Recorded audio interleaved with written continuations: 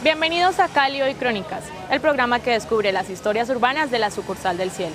El secuestro masivo de 12 diputados de la Asamblea Departamental del Valle marcó la historia de la violencia en Colombia. Daniela Narváez, hija de uno de los diputados, aceptó contar públicamente por primera vez su historia con el equipo de Cali Hoy Crónicas. Veamos su historia.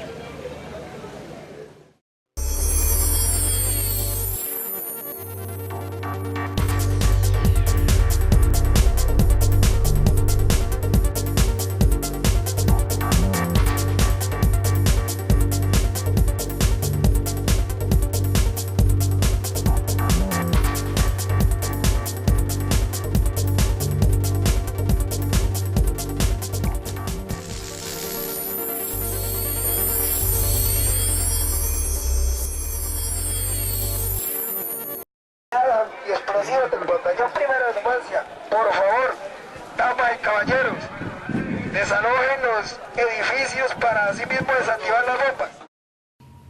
En el 2002, Juan Carlos Narváez y otros 11 diputados fueron secuestrados por las FARC en la Asamblea Departamental del Valle. Engañados por los guerrilleros vestidos de militares, fueron subidos en un bus en pleno corazón de Cali, ante la mirada estupefacta de cientos de caleños. Daniela Narváez, hija del asambleísta retenido, tenía 2 años cuando su padre fue internado en la selva. Hoy lee la carta que escribió cuando el actual gobierno empezaba un proceso de paz.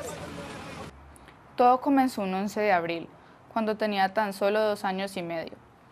Apenas aprendí a hablar y a dejar el pañal. Sin embargo, sabía una cosa, de algo estaba segura: amaba a mis padres más que a nadie. Mi padre era quien lograba hacerme dormir, quien me leía desde que estaba en el vientre de mi mamá, quien me ponía la música que tanto me gustaba y me calmaba, y a quien tanto esperaba cada noche a que volviera del trabajo. Pero la relación con mi padre terminó antes de siquiera empezar, porque aquel inolvidable 11 de abril, él fue privado de su libertad. Eran las 10:30 de la mañana, un día como cualquier otro en el trabajo.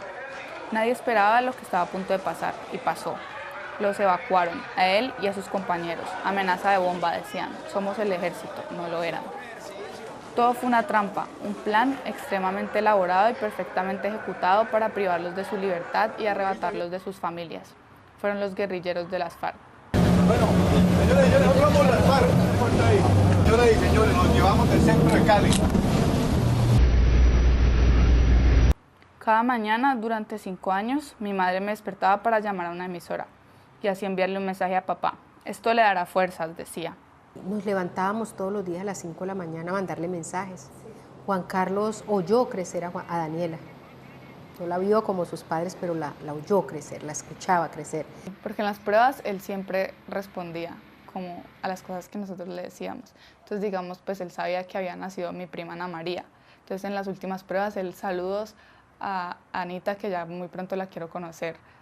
A pesar de su corta edad, de su infancia, era una niña, digamos, feliz en esos años porque no entendía mucho lo que pasaba. Y siempre con la esperanza de que su papá iba a volver. Y cada vez que veía una prueba de supervivencia, pues de grande le da un significado distinto, pero de chiquita yo sentía que era una forma de estar cerca a él. Tenía como 4 años en medio del secuestro y pues siempre que había reuniones así del secuestro con gente del gobierno, nos poníamos las camisetas con la foto de nuestros familiares. Entonces yo tenía la camiseta con la foto de mi papá. Y nos llevaron a la asamblea porque el comisionado para la paz iba a ir. Entonces yo fui y le dije, eso me acuerdo muchísimo, yo fui y le dije: Señor, por favor, tráigame a mi papá. Y él: yo te lo prometo que tu papá vuelve, que no sé qué. Y no, pues nunca. Entonces yo siempre que lo veía en televisión yo decía: ese señor es un mentiroso. La niña que, como ella misma lo dice, cambió los juegos, cambió colorear por marchas y por misas. Daniela soñaba con el regreso de su padre y se hacía una y otra vez las mismas preguntas. ¿Qué le diría? ¿Cómo lo recibiría? Creé una fantasía en mi mente del día en que por fin volviera, pero tampoco pasó. Así fue por años, enviando mensajes, viendo videos, marchando, luchando, mi mamá yendo y viniendo, haciendo todo lo que estaba en sus manos para verlo de nuevo, para abrazarlo. Nunca perdió la esperanza, hasta ese jueves. En ese momento yo dormía con mi mamá. Entonces yo me levanto de escuchar a mi mamá gritar en el teléfono, diciendo: nos los mataron, mataron a mi Juan. Entonces yo obviamente entendí que era mi papá. Entonces en ese momento me puse a llorar debajo de la almohada y ahí mi mamá como que no volví a hablar con ella. O sea, ella empezó a llamar a todas las familias, todo, y me acuerdo mucho que llamó a mi tío y le dijo, los mataron, no sé qué. Entonces eso pues fue muy duro porque yo entendía que ya no lo iba a volver a ver. ¿Qué hacer para perdonar? ¿Cómo superar el dolor de la guerra? Aunque Daniela lo considerara imposible, un viaje a La Habana le daría las pistas para poder deshacerse de la rabia que se mantuvo viva durante más de 10 años en su corazón. Pero en Cuba todo cambió. Daniela pudo perdonar a quienes le arrebataron a su papá. Daniela, cuando vamos a Cuba, cuando yo voy primero, en septiembre del 2016, Daniela se queda, no va, y cuando yo regreso, llego distinta, y ella no podía entender qué me había pasado, y la sentí a veces hasta molesta. Por eso cuando la gente dice por qué perdonan y no alcanza a entender, es que a veces hay que vivirlo, hay que vivir el momento para entender lo que pasó. Y yo le pido a Daniela que yo quiero que ella vaya, porque hay un segundo viaje en el mes siguiente. Y Daniela no está muy convencida de ir, siento que no está muy convencida, pero accede a acompañarme, y cuando vamos y llegamos a Cuba, y cuando ve que todo el mundo empieza a bajar, dice, vamos. Y somos las últimas en entrar a ese salón donde están el resto de familias, y nos toca pues muy cerca a ellos, porque todos trataron de sentarse lo más lejos posible de donde se iban a sentar los guerrilleros. Había escrito como unos puntos que quería decir. Y entonces cuando me tocó hablar a mí, yo dije, buenas tardes, mi nombre es Daniela Narváez, ni siquiera puedo decir mi nombre, o sea, dije Daniela Nar, y empecé a llorar horrible, y no podía, y mi mamá me miraba como, y no podía, y no podía, así, no se me entendía nada, pero yo, y seguía hablando, y así mientras iba llorando. Cuando ya había terminado de hablar, ya estaba hablando así como te estoy hablando acá. En nombre de las FAREP y de su delegación de paz, queremos expresar nuestro más sincero y público reconocimiento de responsabilidad y pedir perdón a las víctimas y a los familiares de los 11 diputados del Valle del Cauca, los cuales se encontraban retenidos y bajo responsabilidad de nuestra organización. Perdonar no es olvidar, es dar otra oportunidad. Ya, yo sentí que me sirvió tanto desde ese día, y ese día le dije a mi mamá, mamá, gracias por traerme aquí, después de haberle dicho, no quiero ir. Le dije, mamá, gracias, y mi mamá me dice, yo me sentí reparada y me sentí ya bien cuando tú me dijiste eso. Yo pienso que muchas víctimas que no han logrado perdonar es porque piensan que al perdonar le están haciendo un favor al victimario, ¿entiendes? Como yo no perdono porque esa gente, entonces es como que deben entender que uno no perdona por ellos, ni para hacerles un favor, ni para que ellos se sientan bien, nada. O sea, no hay que pensar en eso, sino en uno. Después de comerciales, hablaremos con la politóloga Carolina Ardila Bear, quien nos hablará sobre la importancia de los procesos de paz.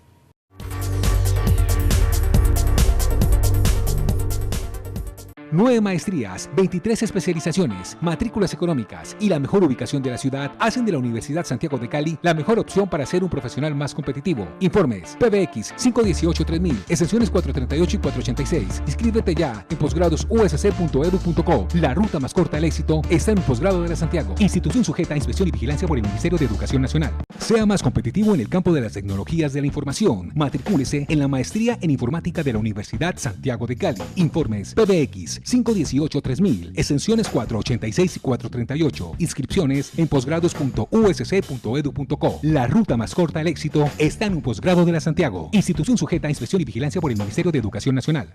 Para lograr la universidad que todos queremos, transformación y buen gobierno.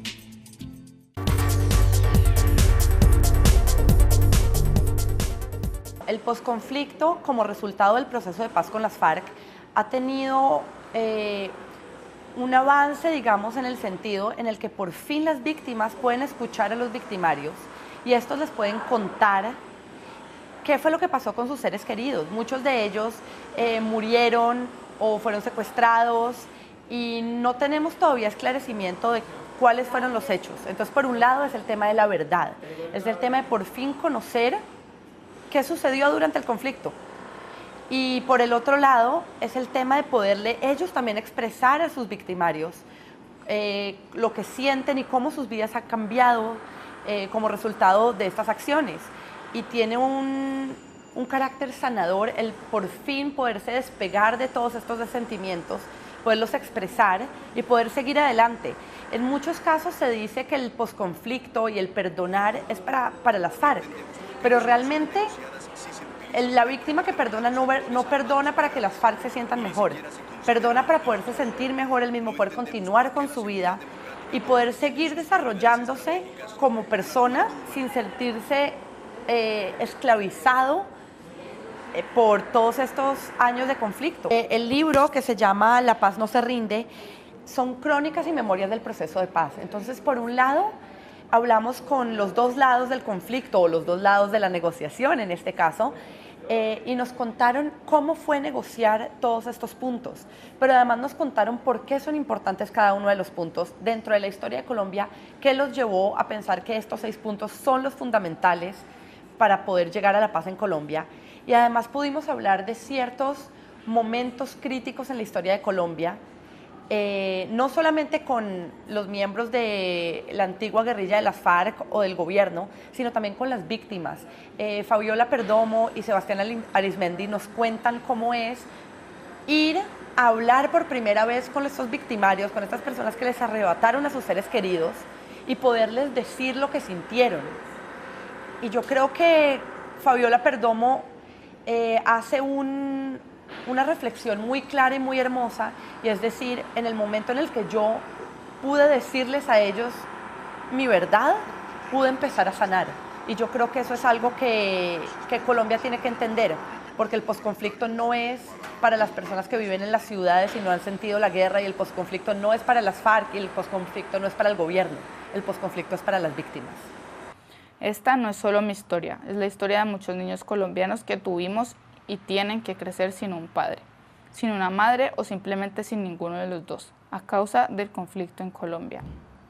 Esta es la historia de todos esos niños a quienes la guerra les arrebató la infancia, esos niños que en lugar de colorear tuvimos que marchar, luchar y ser fuertes, esos niños cuyo deseo de cumpleaños y primer elemento en la carta al niño Dios era o es la paz. Esos niños a quienes sus padres no los pudieron llevar de la mano al colegio.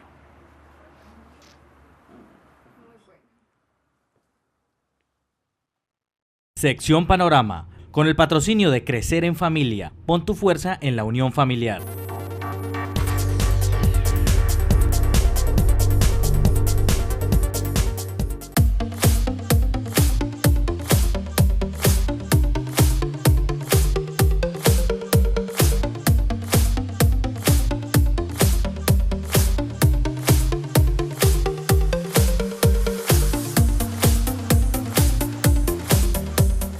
La Facultad de Comunicación y Publicidad inauguró la Escuela de Padres. Al igual que en las demás facultades de la Universidad Santiago de Cali, esta actividad ha tenido gran acogida. Permitir que haya una comunicación fluida, que todos estemos muy pendientes de procesos académicos, que todos estemos muy presentes en el proceso que nuestros estudiantes viven en el día a día, que nos permite también a nosotros, quienes estamos en la parte administrativa, conocer sugerencias, inquietudes, recomendaciones. Durante el evento, el vicerrector Jorge Antonio Silva Leal, el decano de la facultad Sebastián Salas y directores de programas de comunicación, publicidad y trabajo social les explicaron la participación que pueden tener los padres en la facultad y la importancia de contar con este espacio lúdico y académico. Día a día hay chicos que son demasiado irresponsables con sus cosas, no es mi caso, pero el seguimiento y así el chico sea responsable y todo, es bueno tener un seguimiento y que ellos sepan que uno está ahí acompañándolos siempre. Para mí es importante, a pesar de que lo sienta uno como escuelero o como del colegio, es supremamente importantísimo porque de allí depende la calidad de estudio de nuestros hijos y la comunicación de padres, universidad e hijo. Además, Los padres pudieron aclarar dudas, conocer de primera mano quiénes son los encargados de orientar la formación académica de sus hijos y tener una vía de comunicación directa con la facultad, que estará atenta para darle la mejor información sobre el proceso académico que adelantan sus familiares. Hace falta para algunos estudiantes que tenga ese acompañamiento de los padres y que los padres le puedan aportar. Muchas veces tienen el miedo de que los padres lo vayan a regañar, pero no, nada. Los padres de familia expresaron su compromiso frente a la educación de sus hijos. La universidad, a través de correos electrónicos, mantendrá comunicación constante con ellos, lo que facilitará un aprendizaje de calidad. El 21 de febrero de este año se hizo el lanzamiento de los libros escritos por los docentes investigadores de la USC. El evento se hizo ante la comunidad santiaguina. Allí, los tomos 1 y 2 del texto Nuevas Miradas, enfoques de diversas investigaciones que hacen parte de la colección editorial de la Universidad Santiago de Cali, fueron los protagonistas. Son un testimonio de la actuación, digamos, de los profesores en materia de investigación, del trabajo muy atinado que se viene haciendo desde la Dirección General de Investigaciones y la editorial, y las publicaciones en sí pues son muy importantes porque contribuyen en investigación, es decir, a los grupos de investigación de la universidad, contribuyen decididamente a los procesos de acreditación de alta calidad y registros calificados de los diferentes programas. El evento contó con la presencia de las directivas de la USC, docentes, estudiantes y los autores de las obras. Ellos explicaron con detalle la importancia de su investigación desde una mirada educativa y expusieron ante el auditorio el producto final que se obtuvo. Producir cada mes un capítulo del libro que se convierta en parte de estos tomos. ¿Qué significa esto para un docente investigador? La posibilidad de ver plasmado nuestro sueño de poder compartir nuestro conocimiento, que era algo que teníamos desde hace mucho tiempo, del deseo, el gusto y el placer por poderlo ofrecer. Da viva voz de que la investigación es real, es pertinente dentro de la Universidad Santiago de Cali y que nos permite promocionar e invitar para que sigamos ese camino hacia el conocimiento, es avanzar a través de la investigación para dar nuevos enfoques, nuevas perspectivas para futuras investigaciones. No es una mirada definitiva, simplemente es un momento de avance en la investigación. Así, la Universidad Santiago de Cali reiteró su compromiso con la educación y su respaldo y apoyo a los docentes, tomando la investigación como una apuesta para el fortalecimiento de los procesos académicos, desde las publicaciones de libros que confirman el alto nivel educativo al que la universidad aspira a seguir acercándose.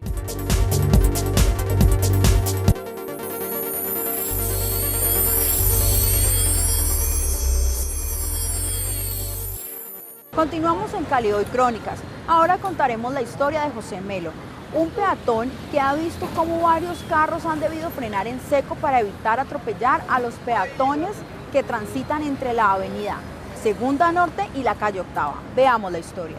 En busca de un mejor futuro, José dejó a su familia en Piendamó, Cauca en el 2015 y llegó a Cali con el objetivo de trabajar y estudiar administración. Pronto se organizó en la capital vallecaucana. Hoy, José trabaja en el centro de la ciudad y para cumplir con sus labores debe transitar a diario por la Avenida del Río. Llevo bastante trabajando por acá. Me ha tocado vivir, por ejemplo, ver que una persona se pasó el semáforo y el pitón, el frenón.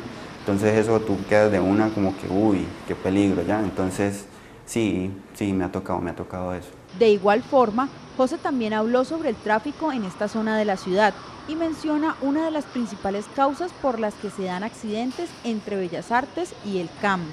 Yo lo veía un poco complicado, ¿ya? Complicado porque es un sector que se transita mucho.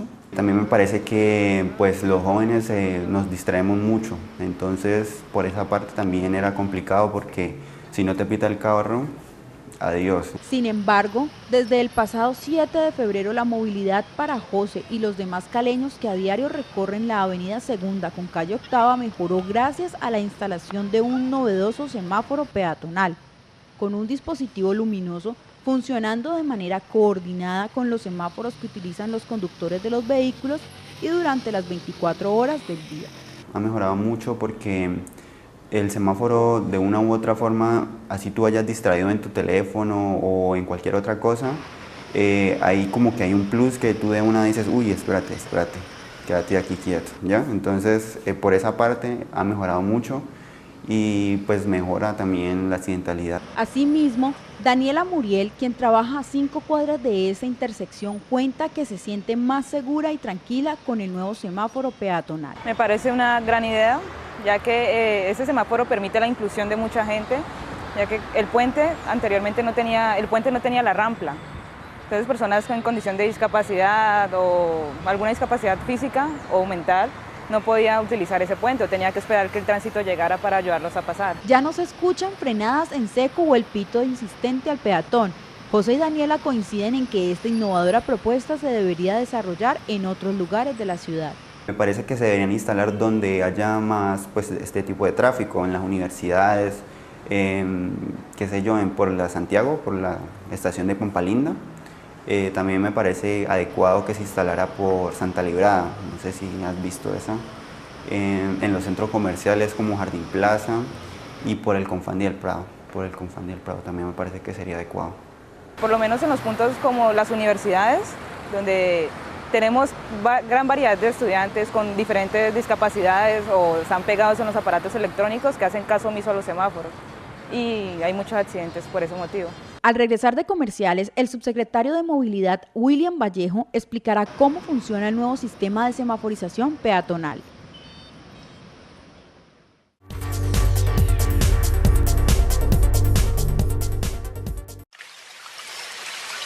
Controlar y prevenir el impacto ambiental es tarea de todos. Inscríbete en la nueva especialización en control de la contaminación ambiental de la Universidad Santiago de Cali. La ruta más corta al éxito.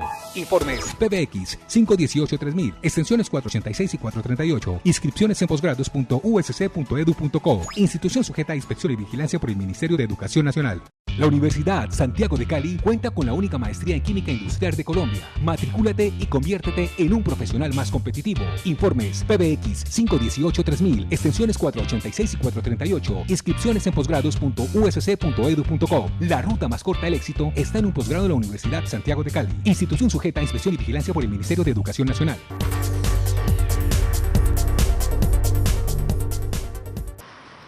Hoy, en Cali Hoy Crónicas, estamos relatando la historia de José Melo, quien ha tenido que presenciar momentos de pánico al ver cómo han frenado en seco muchos vehículos para evitar atropellar a los peatones que transitan entre la avenida Segunda con calle Octava. Continuemos.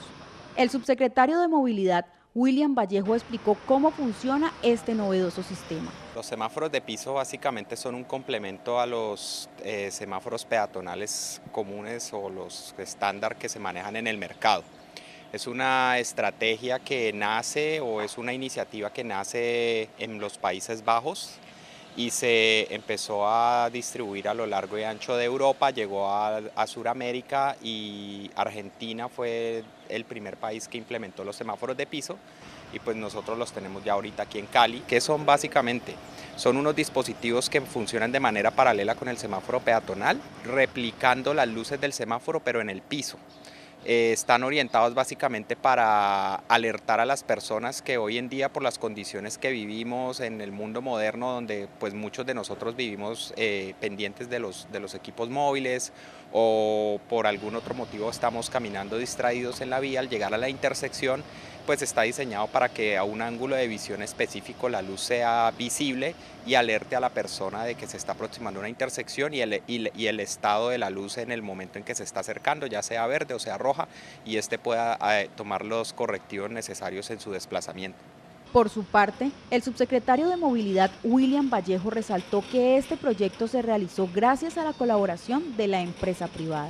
Y ellos donaron el suministro de los equipos para que se hiciesen las pruebas de campo necesarias, mirar la factibilidad de implementarlos como un elemento de nuestro kit de herramientas de seguridad vial. Y pues eso es básicamente lo que estamos haciendo ahorita. En la actualidad, el semáforo peatonal está en etapa de socialización para los caleños que transitan por esta vía. Una prueba piloto que se implementó.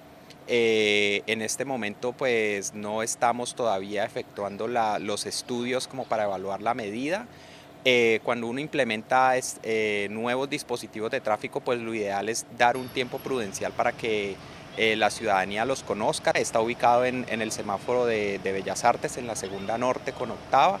Ahí básicamente pues lo que se ha hecho es ir socializando la implementación a través de, como les dije, pues de los canales de comunicación de la alcaldía, y después de un tiempo prudencial, cuando ya los caleños conozcan pues el dispositivo y estén más familiarizados con ellos, empezaremos a estudiar los impactos y los efectos que tienen sobre el comportamiento y sobre la seguridad vial. Mientras este semáforo brinda una nueva alerta para los transeúntes despistados, José y Daniela pasan con total seguridad esta importante avenida de la capital del Valle del Cauca. Nos vemos la próxima semana con 2 nuevas historias urbanas. Recuerde seguirnos en nuestras redes sociales, en Facebook como Cali Hoy Crónicas, en Twitter como Cali Hoy 1 y en nuestro canal de YouTube como CEPA FCP. Cali Hoy Crónicas, periodismo con sentido social.